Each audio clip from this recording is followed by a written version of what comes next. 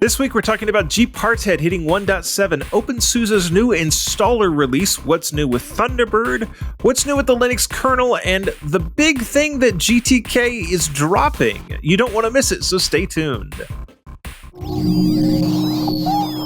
Podcasts you love. From people you trust. This is TWiT. This is the Untitled Linux Show, episode 188, recorded Saturday, February the 1st. We don't talk about ChromeOS. Hey folks, it's Saturday, and you know what that means. It's time to get geeky with Linux and open source, all kinds of fun stuff. I'm your host, Jonathan Bennett, and today we have David Ruggles and Hello. Ken. Welcome to both of you. Good to be here. Glad I made it. Yeah, I'm glad you made it too. It would have been the Jonathan and David show, which I'm sure would be fun, but it's better with three. Oh, well, there's a show title for you. So we're gonna let Ken kick us off. And Ken, you know, I am a KDE fan. I've always been a KDE fan. One of my guilty pleasures is this application. That's not so guilty for me. But this week, we get 3 views on the latest update to the application that is Jonathan's guilty pleasure. We're talking about the open source and free partition manager that lets you resize, copy, and move partitions without data loss. We're talking about Gparted, this time version 1.7. And the one I use the most is Gparted Live. I still got to download and set up my inventory for version 1.7. Now, we are hearing from Marius Nestor, Michael Larabelle, and Bobby Borisov. They all talk about the experimental support for Bcache FS, and it's being restricted to single-device file systems. Gparted 1.7 also adds support for recognizing network block devices, preventing the Gparted probe from starting LVM volume groups, and bumping its libparted dependency requirements. It now requires version 3.2 from XFAD's, Gparted 1.7 also improves support from the XFAT partitions by reading file system usage from XFAT's progs 1.2.3 or later, fixes a hang when searching partitions if btrfs-progs is not installed, updates the continuous integration jobs for Ubuntu 24.04 LTS and Rocky Linux 8, and fixes serial number for USB keys showing binary data. If you use Gparted Live, version 1.7 is based on the Debian SID, which is going to be Debian 13 Trixie, but we're talking about the repository as of January 31st, 2025, and the Linux 6.12 LTS kernel series. Bobby writes that international users will be pleased to learn that translations have been newly introduced or improved for multiple languages, including Belarusian, Czech, Danish, German, Hebrew, Hindi, Hungarian, Georgian, Lithuanian, Latvian, Polish, Portuguese, Brazilian Portuguese, I guess there is a slight difference. Oh, yes. Romanian, Russian, Slovenian, Serbian, Swedish, Ukrainian, and simplified Chinese. Since I've only touched on some of the highlights from each article, I do recommend reading each article that I have linked in the show notes to get each author's view of Gparted 1.7. Somewhere along the way, Gparted just became the easy button for me for doing things with disks, whether it was deleting or moving or fixing. It's a nice cozy interface. It's way easier to use than either Parted or Fdisk, and it works. It's solid. I use it quite a bit. Highly functional, but it's got that nice GUI on top of it. So you're not having to dig around for what code matches what in the partition table. It also makes it a little bit harder to accidentally delete partitions and ruin your disks and all of that. Yep. And great combination is Gparted, Ventoy, and whatever. Fedora, of course. Of course, that's Fedora. That's the right answer, Ken. Fedora. Along with whatever distro you want to play with. Fedora. That's your daily driver. Yeah, it's also my go-to for a tool for anything. And when I want to go play with something on Linux, guess what? I do that in Fedora too. Sometimes on my daily driver. or that latest distro that you want to review. That can be Fedora every time. I don't review distros. I'm not the distro hopper of the group. That's not me. That's not my stick. Oh, that's Rob. It's Rob. Get out of here with that.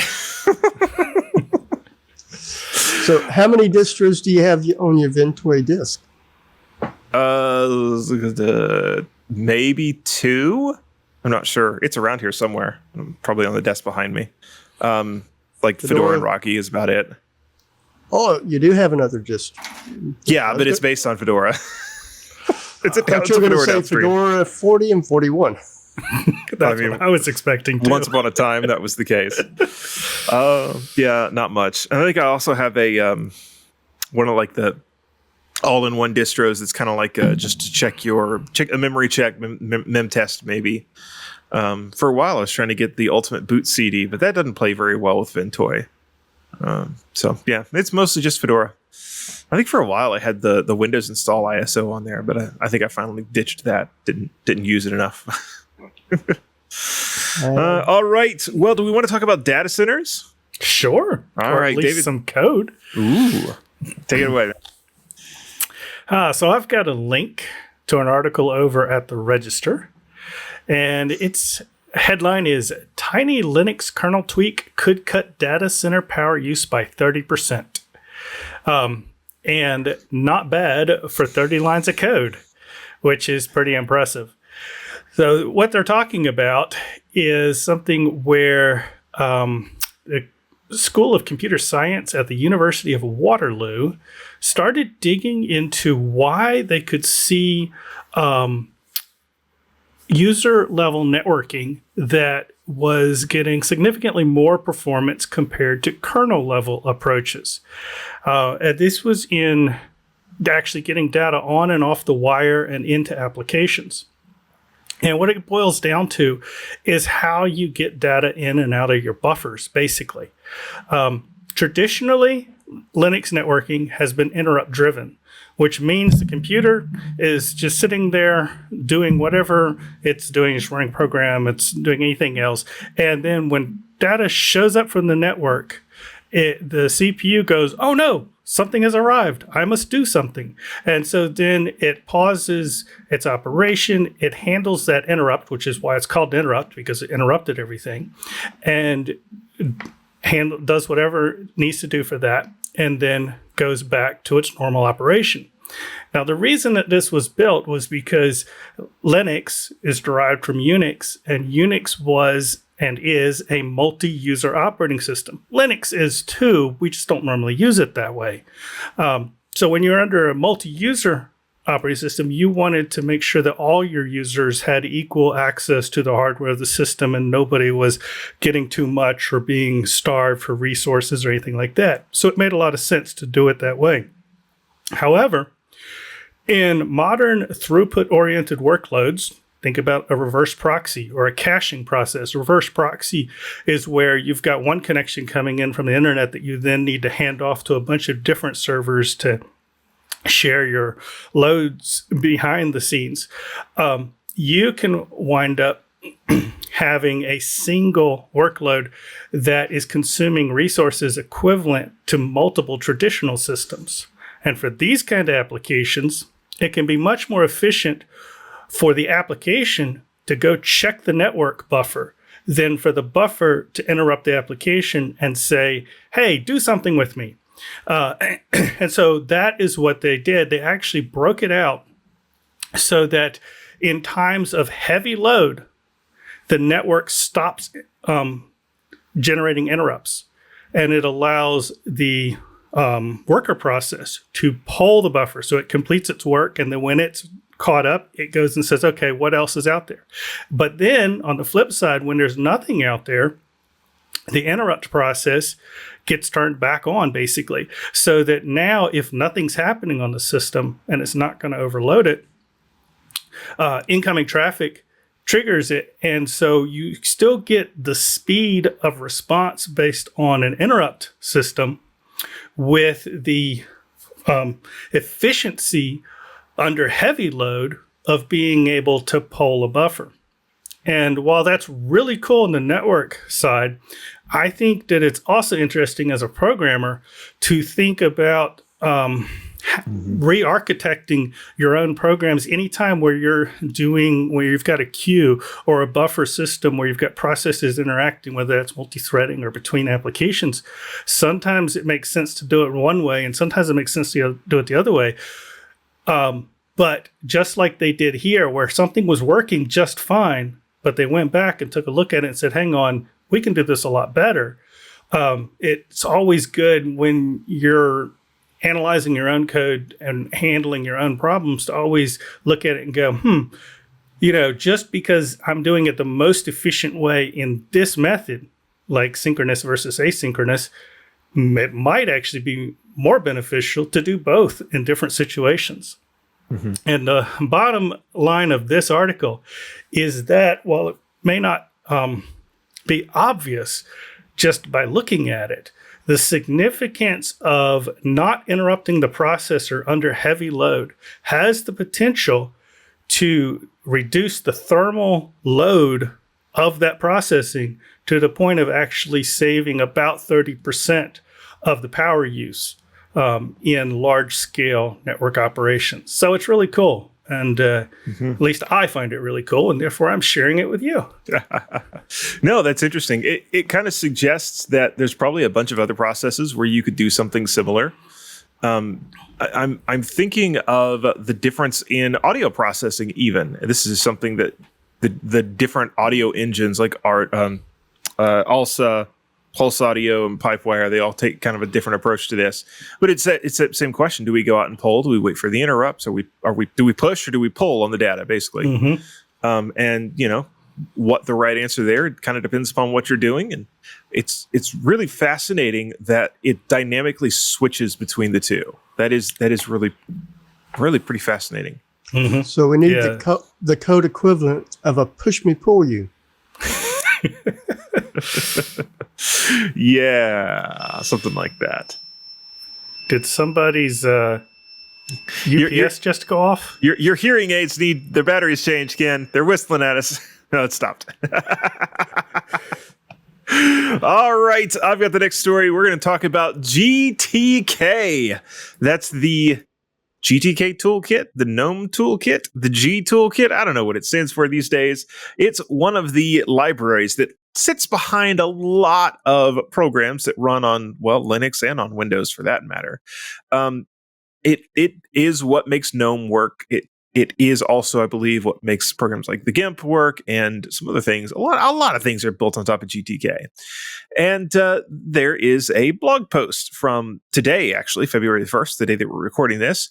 And, there's not a whole lot of interesting things in here. And they're talking about how, they've gotten rid of the GTK display get default call, and because of problems with incomplete initialization and blah, blah, blah, blah, blah. And then they says, spring cleaning, by the way. They removed the old GL renderer. They've removed the Broadway backend, which, if you didn't know, Broadway is GTK in the browser over WebSockets. Nobody used it. They're getting rid of that.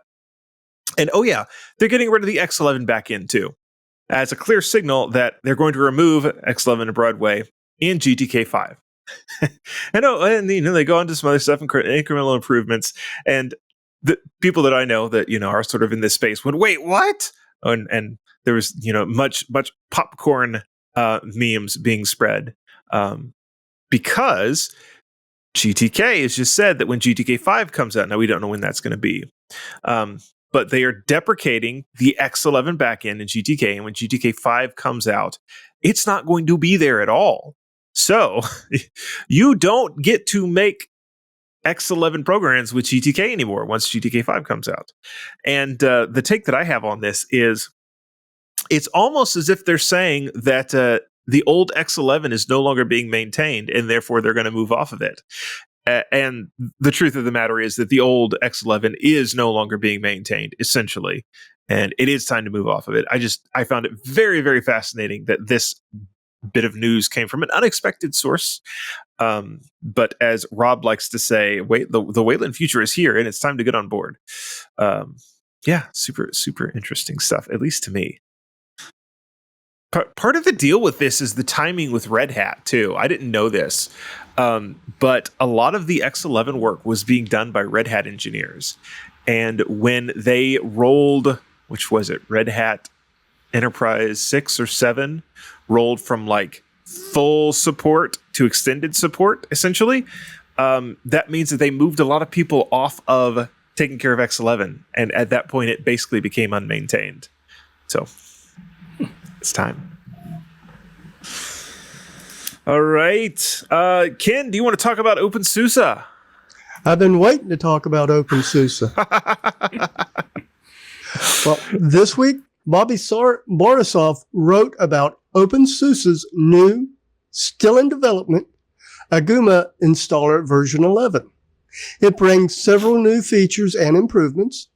This release also introduces OpenSuse Slow Roll as a newly supported installation operating system. Aguma 11 significantly reorganizes the web interface, making it easier to set up root authentication before getting the all-important install button. Better yet, the button visually alerts you with an exclamation mark if any configuration issues are detected, and it points you to the precise section that needs fixing. Bobby also reports Aguma is set to become the official installer for SUSE Linux Enterprise Server 16 and SUSE Linux Enterprise Server for SAP applications.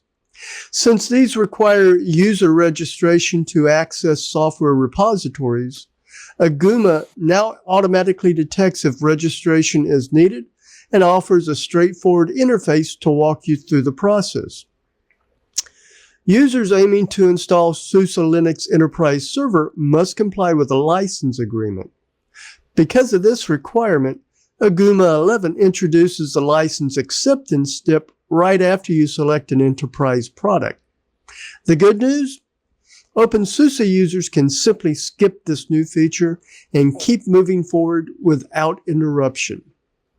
Aguma 11 extends the capabilities of its command line interface. You can now run the tool on one machine while installing another, thanks to the new --API parameter. This opens the door to scenarios like remote installations or using scripts that automate tasks across multiple systems. Now, I've only touched on some of the features that Bobby covered in his article, so follow the link in the show notes if you want to hear about even more features. Yeah, so I just got dinged on a Mastodon thread, and I'm totally distracted. The license agreement. That's what it was. That's interesting. There are some other open source projects that have license agreements, and one of the most fun things that I've ever seen is somebody got annoyed by that and went, "It's open source." Downloaded the source, removed the license agreement, compiled it, and ran that version. Like, I'm not agreeing to your license agreement. This is dumb. One could make the argument that a license agreement may actually not be compatible with the GPL. I know a lot of people don't agree with it. Apparently, Red Hat does not agree with that take, but I could make the argument. Yeah, we don't talk about Red Hat and license agreements. That's old wounds right there. Yeah. Yup. You're running OpenSuse, aren't you, Ken? Tumbleweed. Yeah. But the license agreement is applied to the SUSE Linux enterprise servers, not to SLES. OpenSuse. SLES. I used SLES many years ago. Migrated from Novell NetWare to SLES when Novell purchased SUSE. It was definitely an upgrade. Yeah, that was back in the early aughts. I can think back to when Novell NetWare was a upgrade from Windows networking. Yeah. Linux was a very different place in the early aughts. Mm-hmm. Yep. I did some work. It's not that long ago, but I did some work on a SCO Unix box, and I virtualized it actually, which was interesting and its own challenge.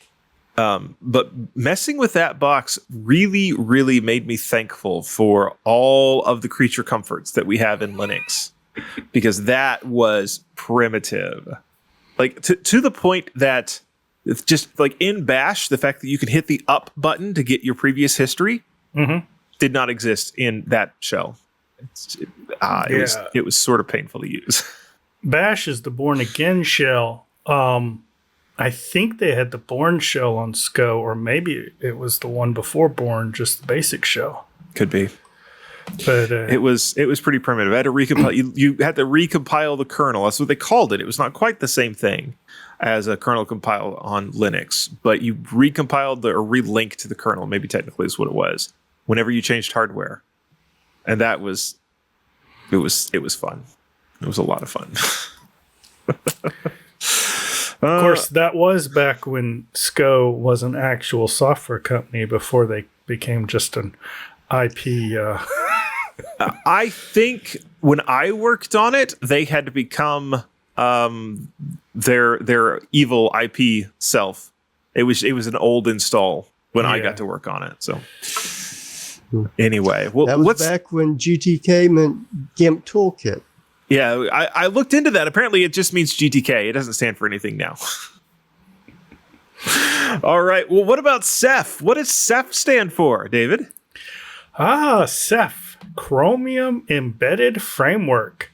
So I've got a link over to a Phoronix article about CEF and the fact that the Chromium Embedded Framework, evidently, is still working on its Wayland support. So we're dragging some things into the 21st century still. But so embedded frameworks for web browsers are kind of interesting because Chrome itself already supports Wayland from what I understand. I don't think there's any issues with that at all, and I don't think it's relying on X Wayland. But so you can run Chrome under Wayland, and it has finally gotten to the point to where it mostly works. I think out of the box, it still uses X11 by default. Oh, okay. So it's relying on X Wayland. But the Chromium Embedded Framework is when you want web browser functionality in another application. Or you've got a situation where maybe you're writing a web site or web portal, web application that you also want to run as a native application on computers without having to rewrite your entire code base. So you want to just put a wrapper around it. So that's where an embedded framework like this comes in. This is the Chromium specific one, which is using the Chromium backend. And they mentioned specifically that Steam, OBS Studio, Spotify, and many other software packages use CEF for their in-app browser-like experience. So I'm sure you're using CEF without even necessarily realizing it. Because we all use Steam, right? But so in addition to the fact that they're working on Wayland support, I found it very interesting to find out who is working on Wayland support. It is a software developer for Toyota. And the reason is because Toyota uses CEF for their in-vehicle infotainment plugins, which they now use Wayland behind. So you may be using Wayland when you're driving around in your Toyota, as long as it's new enough. Mm-hmm. Yeah, that's always interesting, the whole car thing. I don't know if I've told the story. I owned a Mazda Miata for 24 hours. And in those 24 hours, I discovered that it was running Linux and found that there were ways to jailbreak it. And so I got all excited about, running my own scripts on the little Linux computer in my little Miata sports car. And then the bank called me and said, "You're self-employed and you don't have enough documentation that you make the amount of money you said you make. So you can't have the car. You need to go take it back." It was for the best. We ended up spending the money on the house instead. And so we bought a house, and I bought a house instead of a Miata. So it worked out well in the end. But yeah, it was the same thing. It was a little Linux terminal, and their infotainment center was running Linux, and there was much hacking that could be done there. So the house is not as portable unless you have a really bad tornado. The house is not as portable. That's true. It's true. But I'd rather live in my house than live in my car. Indeed. And also, the old house was only like 1,400 square foot, and having 3 kids in that just wasn't going to be any fun. So we got a house upgrade instead of a car upgrade. All right, let's move on then to KDE, because we're just going to talk about all of the desktop things today, of course. And the news here is that we are basically a week and a half away from KDE 3, and it's all pretty quiet at this point. So we've got a link off to Nate Graham's blog, and his main point is that it feels like a good one. It's coming. Now, he's got some things teased for 6.4, but we're at the point to where we're doing little improvements to 6.3 to make sure that things work the way that they're supposed to. For example, in the task manager, the previews where you have playback controls, it's only going to show it for the window that's playing audio as opposed to all of them, which that's actually, if that starts working, that'll be really nice. That it's something I'm looking forward to. If you have multiple Chrome windows, trying to figure out which one is the one making noise sometimes is a challenge. There's some other things like the ability to right-click and empty trash. That context menu is going to be a little bit better. And then over in Plasma 6.4, which that's kind of the next branch, they've got some other things going on there with the keyboard shortcuts and fixing some things on the system settings region and language page. But the main thing here is just bug fixes. Lots and lots of bug fixes for Plasma 6.3. Getting rid of KWin crashes, fixing things with color profiles. Lots and lots of fixes here. And like I said, it's about a week and a half until we're going to see 6.3. And I am looking forward to it. I will probably try to go and update to it just about as soon as I can, which, yes, may mean running rawhide packages on my main desktop again. I like to live dangerous. What can I say? I take a walk on the wild side when it comes to Linux. The KDE stuff is also interesting. Another story I've been following, I think I mentioned it last week, is there's an HDR patch floating around in Firefox of all places. And yes, it looks like Linux HDR is going to come to Firefox before it comes to Chrome. It's, so long as we don't talk about the Google ChromeOS. We don't talk about ChromeOS. But yeah, that is working its way through, and we're waiting for another revision of that patch to land from the guy that's running it, who is, interestingly enough, a Red Hat employee. It's a Red Hat employee that's working on the Wayland stuff for Firefox. I was kind of surprised by that, but that's his job. Apparently that's one of his main jobs there at Red Hat, is working on. Because they need Firefox. HDR support so much.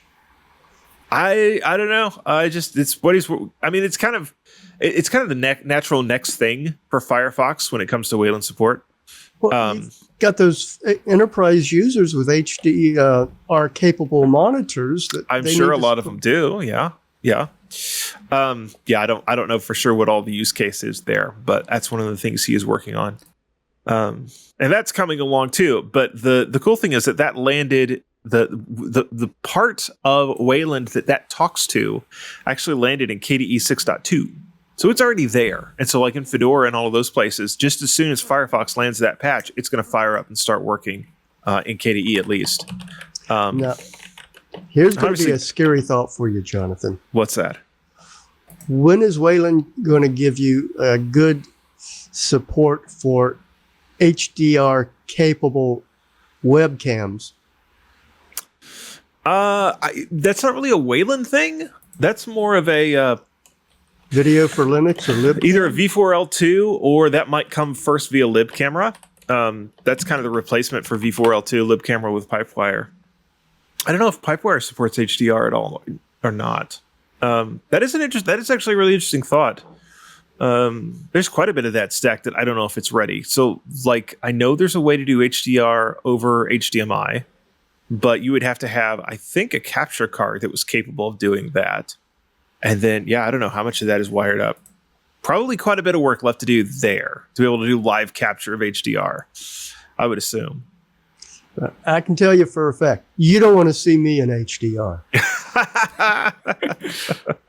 It's bad enough that we've got you in a full HD.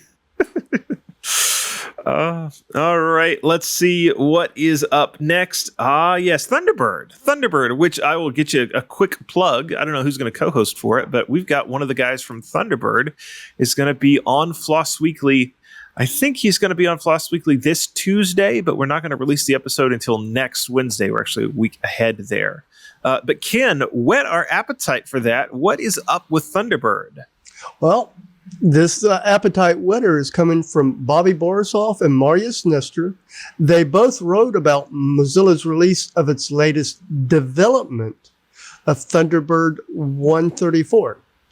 Now, they both start off by warning you, Mozilla Thunderbird 134 is a monthly development release that only should be used for testing purposes. Marius states this release brings one new feature, a notification system for real-time desktop alerts. Bobby says with this new feature, Thunderbird can deliver immediate alerts on your desktop whenever new mail arrives, ensuring that important messages never go unnoticed. Mozilla Thunderbird 134 also contains numerous bug fixes that should make Thunderbird more stable and reliable. It fixes a startup crash when using POP3, fixes a hang when downloading message headers from a newsgroup, and fixes APOP authentication for POP3 to prompt the corrected password. Performance improvements include smoother message list updates, as well as reduced delays in large virtual folders. According to Marius, Mozilla Thunderbird 134 makes it possible to drag embedded images from a message to a compose window. As always, I recommend reading the articles linked in the show notes for more details. Yeah, I am actually a Thunderbird user. I'm a bit of a Firefox user these days too. And I was pretty much Chrome everywhere. And then we interviewed the Firefox guys, and they were telling me that, oh yeah, extensions work on Android now. I'm like, what? Something I was waiting for the longest time. So they kind of converted me, and I've got, I think, more tabs open in Firefox on my phone right now than I do on Chrome. But I've been using Thunderbird for a long time because it's just it's really the webmail, or the desktop web app. If you don't want to use your webmail, whatever your webmail is, Thunderbird is pretty much the only other game in town that's really particularly good. Now, do you use it as a POP for POP3, or do you configure everything for IMAP so it's still in the cloud? I think IMAP. I would have to check. I think I'm primarily IMAP though. But there are reasons that you might want to pop it. You may want to pop and IMAP for that matter. If you've got it set up on a server, have that as the POP, and then IMAP for all the other devices that you use to check your email with. Yep. Or if you want to have a device somewhere that is your kind of your archive, you could just make sure you got Thunderbird running there, run it as POP, and it'll suck down all of that email and keep it there forever.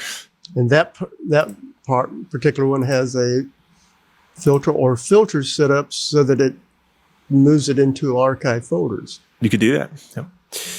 Yep. It is neat to see Thunderbird continuing to make bright. For a while there, Thunderbird was the forgotten stepchild of Mozilla. And they have really here in the last, I think about the last year, they've really stepped forward and started working on it again. I understand that apparently they're getting some like direct donations from the community directly to the Thunderbird project. It actually makes me wonder if there's a potential future where Thunderbird spins out from Mozilla. We'll see. I don't know if that's in the cards or not. It's something I can ask about. Does anybody remember the SeaMonkey project? I know the term. I tried to look into that a few times and never made much progress with it. What exactly was SeaMonkey? It was a community effort to develop an internet application suite. So it was like your browser and your email and maybe something to edit the web all at the same time. Yep. Yeah, I never actually used SeaMonkey. I always thought it sounded interesting. But I think by the time that I finally became aware of it, it was already sort of dead. So, all right, let's see what is up next. Aho, David. You going there, huh? I'm not going very far. Tell us about the OpenAI that isn't. Yes. I mean, we'd love to not talk about AI. And so I've linked to a TechCrunch article, and the headline is Sam Altman, OpenAI has been on the wrong side of history concerning open source. And this is actually a summary of a Reddit AMA with the OpenAI team. So one of the interesting, it's the internet. So you can get some very off the wall questions and some crazy out there stuff. But when you do have especially high profile people doing AMAs, you got people that aren't afraid to ask the hard questions. Yeah.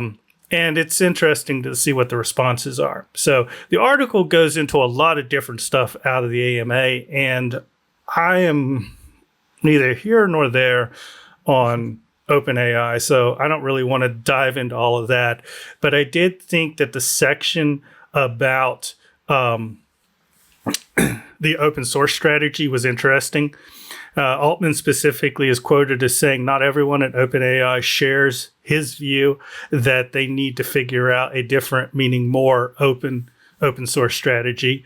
And he does admit that it's not his current, or it's not the OpenAI's current highest priority, but he's saying that as they continue to produce better models, they're going to look at open sourcing some of the previous models as they're no longer making as much money off of them. That was my editorialness. Kevin Well, the OpenAI's chief product officer, also replied to that question thread and said that they're considering open sourcing older models that aren't state of the art anymore. And he said they're definitely going to think about doing more of that. But neither Sam Altman nor Kevin Whale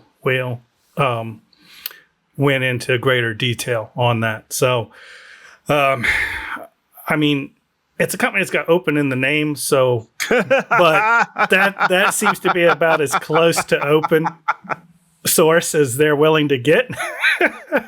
But it is interesting to see what other activity, the market pressures and things like DeepSeek and China's AI development and stuff. There's a lot of tension, and it's interesting to see how openness either does or does not play into all of these relationships out there. Yeah. So the folks at OpenAI are special people. You know that's a nonprofit company, right? By their government filing, at least, that's a nonprofit. Well, part of it is. It is a nonprofit by their government filings. They are attempting to take it from a nonprofit to a for-profit business, which is insane to me because that is a complete no-no. I cannot comprehend how any lawyer signed off on them ever attempting to do that. That is not a thing that you do. That's a thing. When people actually do that, that's the thing you go to jail for, right? Like anyway. Treasury Department standing right there waiting. I guess. Well, it's not necessarily the Treasury Department. It's going to be like the IRS and the Federal Trade Commission, places like that. Because that's just not the way. That's not the way business law and nonprofit law works in the United States. It's also, I don't know if you remember this. That is a place that had back in, I think it was September. They made the news because several people left on their leadership board, and come to find out, it was like the I hate to say the good guys because it's not a black and white issue, but it was the people that were saying, hey, let's be a little bit more careful about this thing. Those were the ones that left. Or got pushed out. Right. Which version of the story you read, yeah. They've got open right in the name of OpenAI, and they are not at all one of the actual open source AI providers. They're talking about spending hundreds of billions of dollars, and the Chinese DeepSeek comes out and like, oh yeah, we did this on a shoestring, $5 million, and we got this done. Now, to be fair, in the comparison, the thing that they built is equivalent to the thing that OpenAI built for $10 to $20 million, right? So it's not quite as out of balance as it seems, but So it is still hilarious to me. It is still hilarious to me that DeepSeek actually uses the MIT license and is closer to an open source AI than what the nonprofit called OpenAI is willing to push out. It's just, now, according to OSI, I asked Phipps about this because OSI has their definition now of what an open source AI actually is, because it's kind of complicated. And the thing that is missing from what DeepSeek pushed out is that they do not have enough data. They don't have enough information out there about how they trained the thing. And so that's actually a part of what OSI considers to be an open source AI, is you have to also either give people the exact training data or give people the details on what that training data was. Because in some cases of AI, your training data is going to be things that you just, like maybe even by law, you can't share publicly, right? So like, what if your training data has medical information in it? You train your AI because you want to do a medical AI, you train your AI on medical information. Well, that stuff is, protected to the moon and back. You cannot share that. So even if you anonymize it. Well, I mean, you could make the argument that anonymizing it is training the AI, right? But the actual data itself, there's just no way to share it legally. So there's kind of a allowance for that in OSI's definition of an open AI. That is, if you don't give the world the actual data, essentially you have to give them enough of the recipe that you could replicate that data. You could, do the same survey over medical data and put the same equivalent stuff into it. And yeah, except for that, DeepSeek is open, right? It's almost what OSI considers an open source AI, and it's literally out under the MIT license. So it's just hilarious to me. It's quite fun. Oh, well, we do live in interesting times. Oh yes, very much so. I guess I'm glad to see Sam Altman come out and say that he realizes that they're on the wrong side of that, but I'm not exactly holding my breath that they're going to actually make meaningful changes. Yeah, right? They've not necessarily proved themselves to be the best players in that particular space. All right, I've got a story about the kernel's problem that may or may not be a problem, and this is something that kernel people have been talking about for a while. And that is maintainers and programmers too, but maintainers, dang it. We have had a couple of kernel maintainers step down recently. And we have also, for geopolitical reasons, had kernel maintainers get dismissed as being maintainers.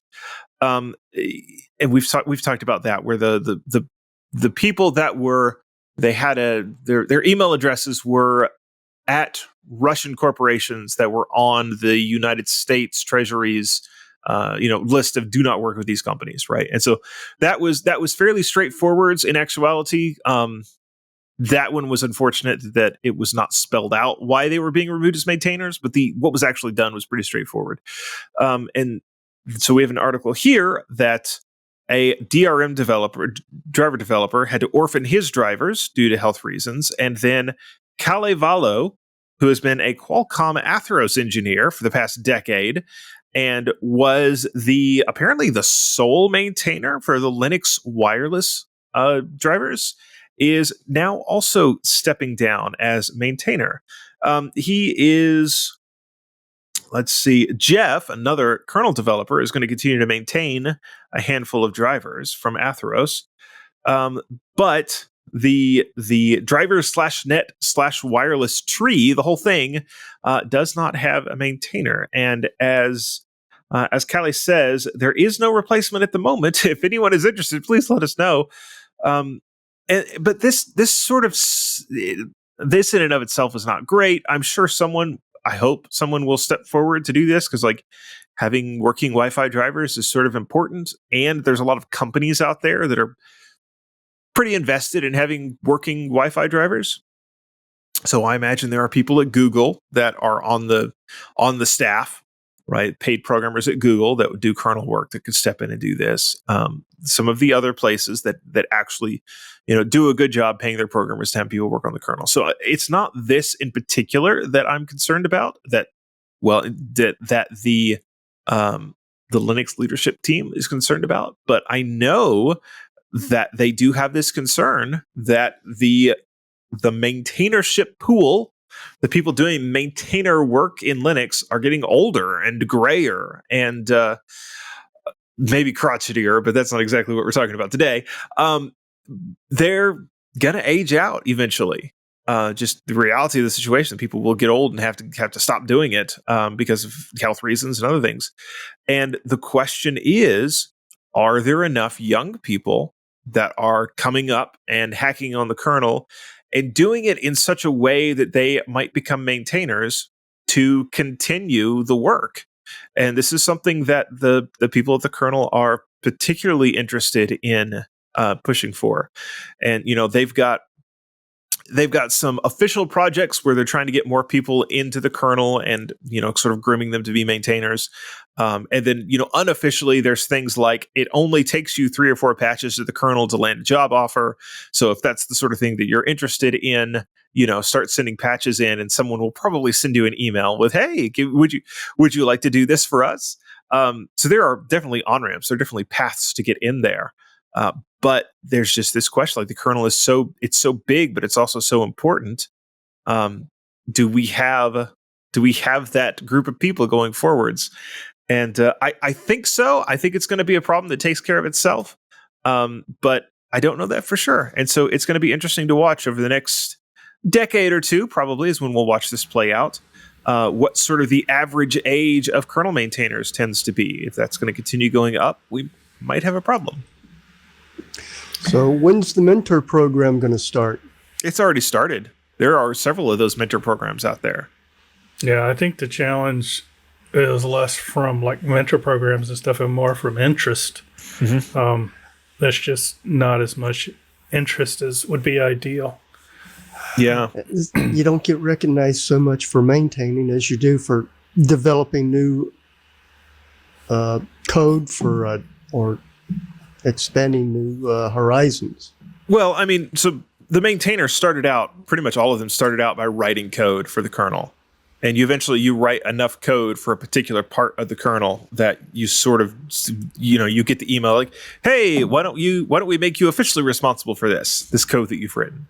But yeah, it's just a question of, are there enough people coming on board, new people coming into the project to continue to have a new life and sort of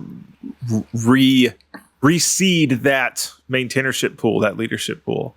And there are people at the Linux Foundation, at the Linux kernel, that are thinking about this a lot and working on how to take care of it and make sure that it continues. Yes, kind of related to what you started with there, but I actually just dropped a link in the rabbit hole about a story that I had come across, not really looked into a whole lot. But of course, the whole sanction challenge and who's allowed to contribute to who and stuff. The Linux Foundation has actually released a comprehensive guide, evidently within the last week or so, to help navigate all of that mess. But that's something you're having to keep up with as well. Yeah, fun. All right. Let's move into some command line tips then. Is that the gong at the end of the news segment? Unintentionally. Unintentional gong. Yep. All In right. the future, maybe we need to make it intentional. Maybe. I don't know. I don't know that we need any more bits on this show. Let's talk about Pipewire. Yes, let's do. I'm going to be going into the command that I'm going to be covering this week is PW-V4L2. It may sound familiar because last week I'd covered V4L2-CTL.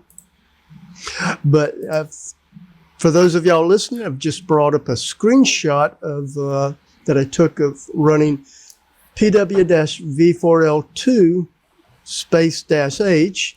Basically, it runs a command using a compatibility layer that maps Pipewire video devices to be visible applications using Video for Linux. You'll find a link to the screenshots I took in the show notes. This first screenshot. You're beeping again, man. Oh, there he goes. We need to get you a buy me a coffee fund so that we can replace your battery backup. It's stopped now. You're good. Okay. But the first screenshot I have here shows what the options are for PW-V4L2. It's only 3. -H for getting this brief help screen. -R if you need to get into a remote. You put the name. Then -V for verbose debug information.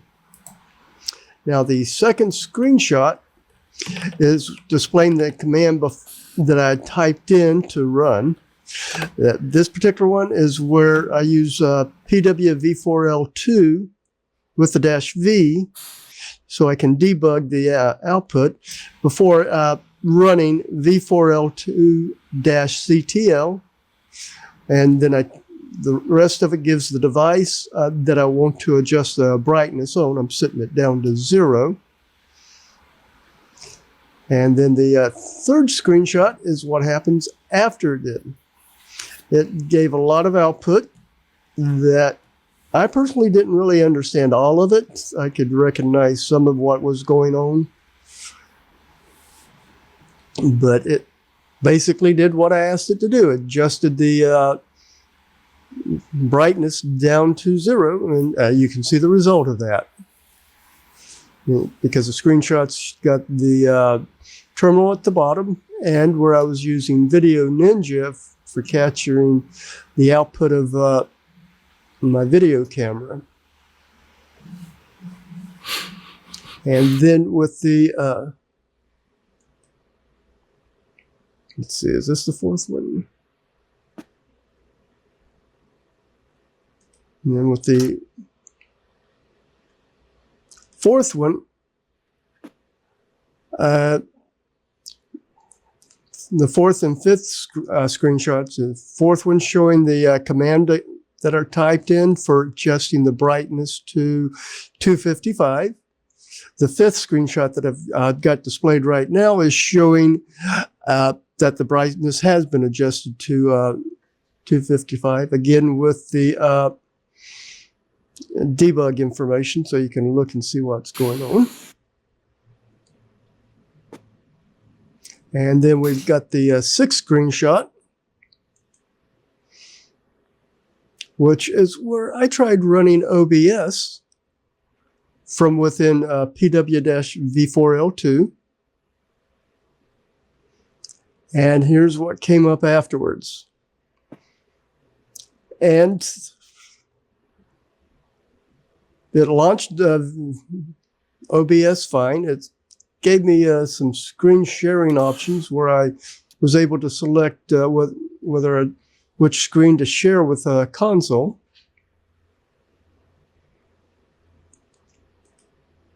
And then when I tried to start the virtual camera in OBS, I got error message saying starting the output failed. Please check the log for details.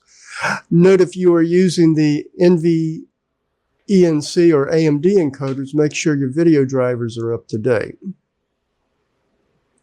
And your final screenshot is showing that window with that message so you can read it easier. But PWV4L2 does give you the option of controlling your cameras and any other Pipewire video devices from within Pipewire. Now, I am trying to run that command on my laptop here, and I am in the weirdest little issue. I am getting a command pw-v4l2 not found, but can be installed with the pipewire-bin package. Well, I have the pipewire-bin package installed. In fact, I did a reinstall of that package, and it still can't find that application. So I will have to play around with that a little bit. Something about the Pipewire-bin package in Pop! OS here apparently doesn't include it. Pop! OS? Well, there's your problem. Yeah. I'm sure it's on the Fedora desktop behind me.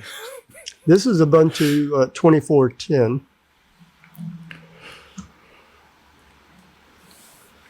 But yeah, it works just fine on the desktop behind me.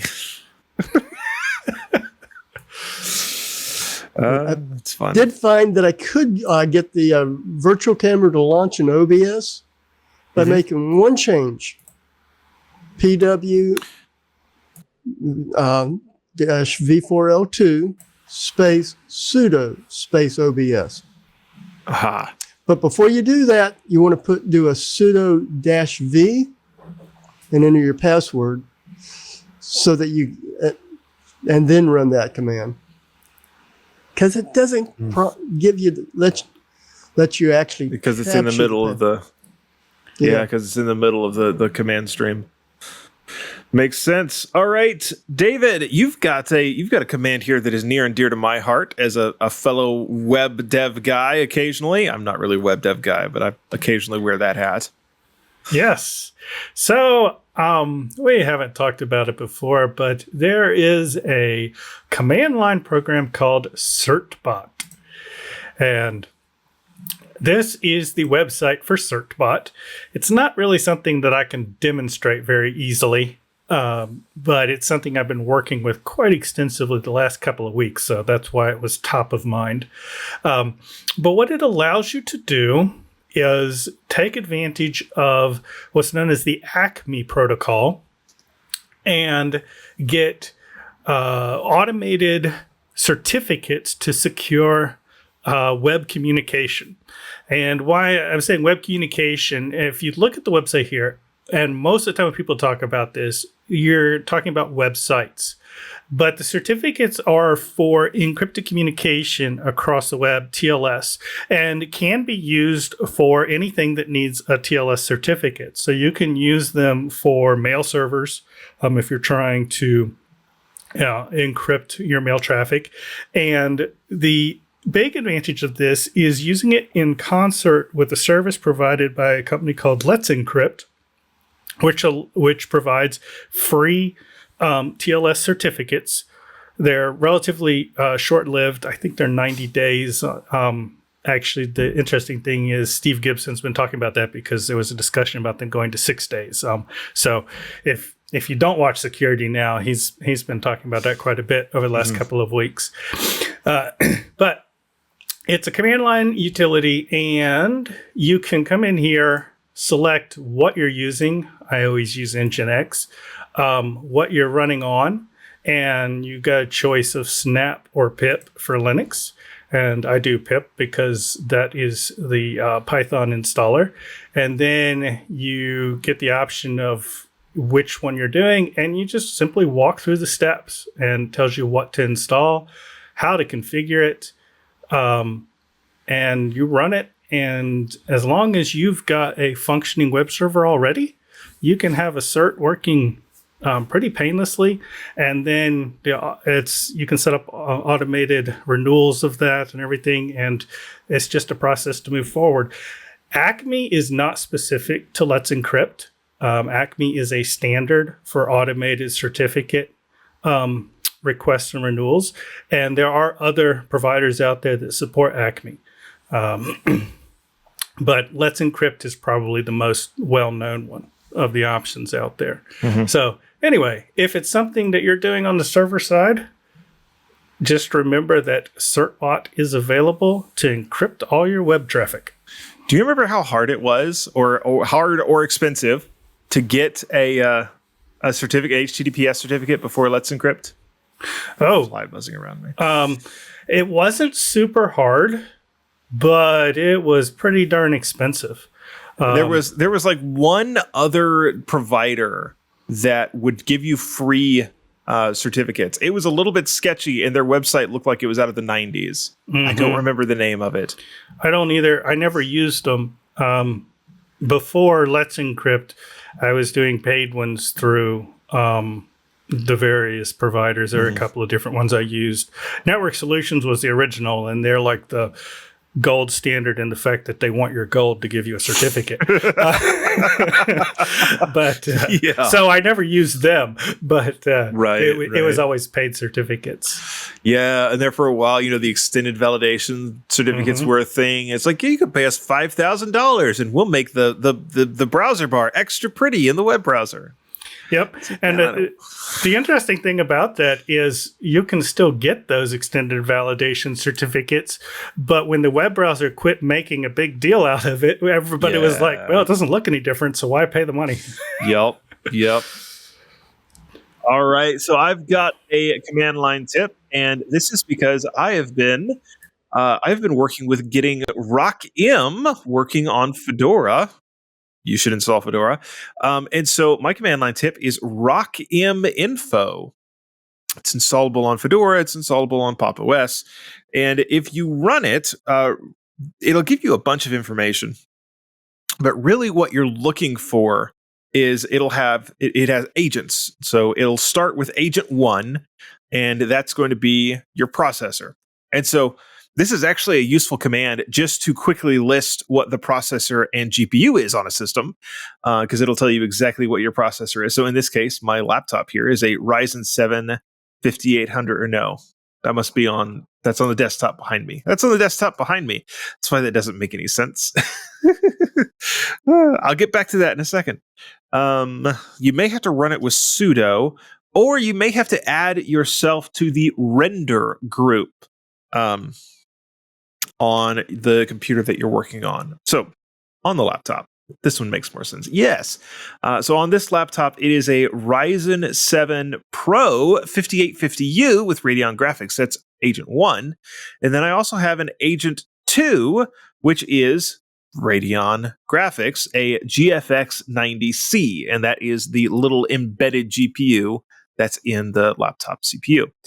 And then on the desktop behind me, through the power of SSH, I can run it there, and I see that has a Ryzen 7 5800X 8-core processor as Agent 1, and Agent 2 is the Radeon RX 6700 XT, which shows up as a GFX 1031. Now, what that means is I have enough of the Rocm. Rocm is AMD's fancy, let's do compute on your GPU, and your CPU for that matter, but mainly GPU. Rocm is their kind of answer to CUDA. It is actually open source, which is nice. It's part of HIP, or HIP is part of Rocm. I forget which way that goes. But anyway, if you get both agents on Rocm info, that means that you've got enough of the Rocm system installed on your machine that it is aware of your GPU. And so this is a good first step to being able to actually do compute on your GPU, if that's a thing that you want to do. And of course, there's been some very interesting things in the news recently about why you might be able to and might be interested in doing compute on your GPU. We talked about DeepSeek. I've not gotten DeepSeek to work yet. I've gotten some other things to work. But when you go to run DeepSeek, it's really interesting. You will get different answers doing it locally versus doing it through the DeepSeek service, because DeepSeek is a company out of China. And so the Chinese Communist Party, there are certain things that they are told, you get to censor this. You don't get to tell people about, Tiananmen Square why Winnie the Pooh is hilarious in regards to China. Like, that is a huge no-no. They absolutely censor that stuff. And some other things like that. And so there is a legitimate reason why you might want to try to run one of these LLMs locally, because you can get the uncensored answers out of it, which, in some cases is something you might want to do. So anyway, we are going to, over the next couple of weeks, I think we're going to go down the Rocm rabbit hole just a little bit. And it actually works in Fedora. It took a bit of fiddling and playing with Conda and pip3 and juggling Python prerequisites and all of that, but I finally have it working and doing some interesting things. So that will be that'll be the command line tips that I cover for a few weeks here. So it's a show. Anything you guys want to plug? Want to get the last word in before we let folks go? David, did you have something? No, I didn't know about Winnie the Pooh in China until you mentioned it. So that's the rabbit hole I'm going down. Oh yes, that one's fun. Just you can Google it. I'm sorry, I totally got this show censored in China. If anybody listens there, I'm so sorry. Yeah, I Googled it. So anyway, that's neither here nor there. I was just like, what? when you mentioned that. Yes. All right, Ken, you've got something in your ending notes. What is your link about? Ken is muted. Tisk tisk. But that also means we're not hearing the UPS. It's true. There, you didn't. Are you hearing the UPS now? No. Nope. Good, because I can't see the light from here to see if it's gone red or not. The package has already arrived. But I've got a link in the show notes to an article Michael Larabelle wrote about the cloud provider Equinox ending support of X.org Foundation or freedesktop.org's cloud hosting needs. And this will be effective April 30th, 2025. It's a good read. And if anybody's got any suggestions on what they can do to help with finding a new cloud host or raising money for a new cloud host, maybe put in some suggestions. Yeah, I have thoughts. Banning the lead developer of one of the more popular alternate desktop environments maybe wasn't a great move. Free Desktop is the home of Wayland and all of that, so it is fairly important. At the same time, if Free Desktop itself goes down, I'm sure that Valve will be happy to step in and maintain Wayland going forwards. Portions of it. Yeah. Yep. So good to know. How many projects does the Xorder Free Desktop.org Foundation sponsor or maintain? I'm not sure. I know there's several. There's two primary ones right now, and that's Wayland and X Wayland. Those are the two big ones, but I think there are a few others. They do some of the other video stack stuff, some of the graphics drivers. I don't think LibCamera is part of there. It might be. I could probably find out. libcamera.org. No, not that I see. I mean, it's possible, but it doesn't look like it. Not with a quick Google. Looks like it is sort of its own thing. Yeah, looks like it's its own thing, not part of not part of X. All right. Well, we'll follow that story, and if they find somebody else to sort of be their CI sponsor going forwards, we'll definitely let folks know about it. Appreciate both David and Ken being here. It was a lot of fun. I'm sure we will have some of the regular crew back next week. Although you guys are definitely welcome. I want Ken is regular crew. David is welcome anytime he wants to jump in, of course. But I appreciate you guys being here. Good to be here. Yeah. All right. I do want to quickly plug over at Hackaday. We've got Floss Weekly still, and that is it's been kind of an interesting week because we have a couple of interesting weeks coming up. I did an interview with Key Jeffries from Session this past Thursday. I'm hanging on to that until next week. And then next week, we're doing an interview with one of the guys from Thunderbird, and I'm hanging on to that until the week after next, because in 2 or 3 weeks, I'm actually going to the Zero Trust Conference in Orlando, Florida, and that's going to take most of that week there around the 21st of February. And I'm actually going as a TWiT host, so that'll be fun, getting kind of the VIP treatment as Zero Trust World is, or as Zero Trust is one of the sponsors of TWiT these days. So very much looking forward to that. The only other thing I want to plug is, of course, I've got the security column that goes live also on Hackaday every Friday morning, and we have a lot of fun with that. If you want to keep track, stay on top of what's going on in the security world, you can do that. Do that there. Follow me there. Appreciate everybody watching and listening, those that get us live and on the download, and we will see you next week on the Untitled Linux Show. Hey, buddy, are you a geek? Are you a tech enthusiast? Then I would love to invite you to join a tech community like no other. You can gain exclusive access to our incomparable quality tech content for just $7 a month with Club TWiT. As a member, you'll enjoy all TWiT TV shows ad-free, plus access private video feeds for insider shows like iOS Today, Home Theater Geeks, and so much more. Dive into the members-only TWiT Plus bonus feed for behind-the-scenes content, club discussions, and special events. But here's the best perk. Join our incredible Discord community to watch live show productions, chat with hosts, and participate in exclusive members-only activities. It's your backstage pass to the world of TWiT.